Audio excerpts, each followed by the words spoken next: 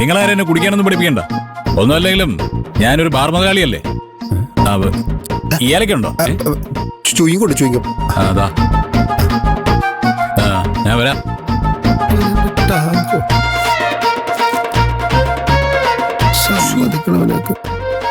ഇവൻ അന്യായ കപ്പാസിറ്റി ആണല്ലോ. ഇത്ര അടിച്ചിട്ട് ഒരു കുലുക്കവും ഇല്ല. നീ അടിക്കണ്ടോ? ഈ മാസത്തെ കോട്ട കഴിഞ്ഞു. നീയേ ആ ചൂയിങ്കം തന്നെ. ഇത് ഞാൻ കഴിച്ചു.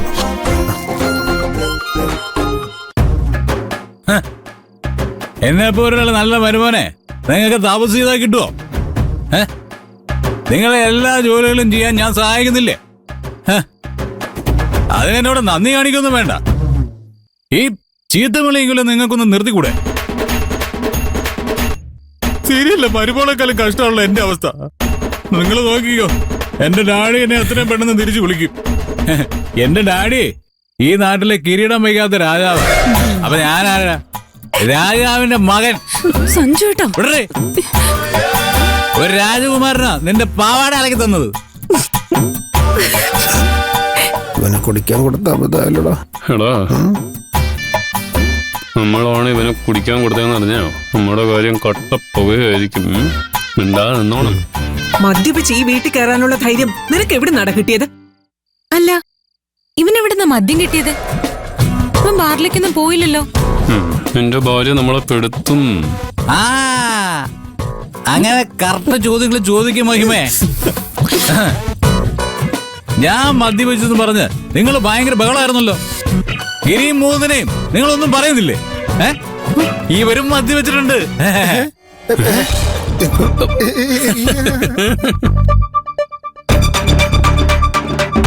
എനിക്ക് 3 പെഗ് ഒഴിച്ചു തന്നത് അവരാ.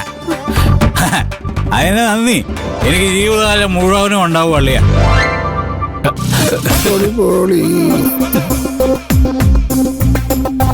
എന്താണ് ഇവൻ പറയുന്നത്? നിങ്ങളാണോ ഇവന് മദ്യം കൊടുത്തത്? പറയളിയാ. ഒരിക്കലുമല്ല. ഞങ്ങൾ എങ്ങനെ ചെയ്യുമെന്ന് അമ്മയ്ക്ക് തോന്നുന്നുണ്ടോ? ഈ കാര്യത്തിൽ ആരെയും വിശ്വസിക്കാൻ പറ്റില്ല. കൊട്ടയ്ക്ക് പിടിച്ചു നിന്നോണം.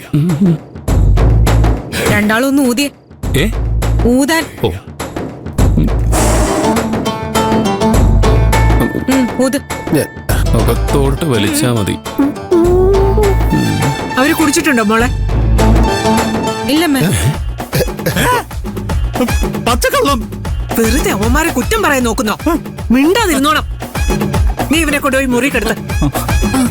വാ സഞ്ജുട്ടാ.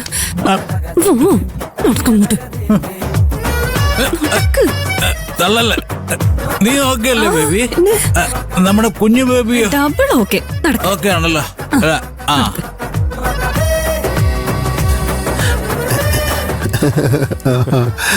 വലിഞ്ഞോടാ വലിഞ്ഞ.